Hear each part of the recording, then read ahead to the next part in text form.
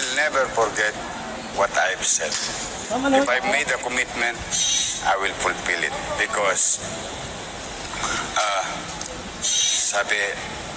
a person with good intention makes promises, but a person with good character fulfill them. Wow naman! Wow! Wow! Kasi wala nung sinabi niya sa amin eh, hindi siya tatakbo eh. We feel betrayed. Why? Kasi wala nung sinabi niya sa amin eh, hindi siya tatakbo eh. Diba? Right from the very beginning, ang sinasabi niya sa amin, huwag kayong makikinig sa mga chismis-chismis.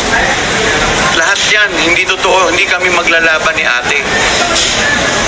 At hindi naman ito sabi ko lang, panoorin ninyo lahat ng mga interviews sa kanya. Lahat ng mga interviews, lahat ang sinasabi niya, gedli-gedli na siya, mag-retiro na siya. So ano nangyari? Lagi niya sa amin sinasabi, yung kanyang laway masasanla. Bye-bye. Bye-bye, chicken. Bye-bye. Bye-bye, everyone.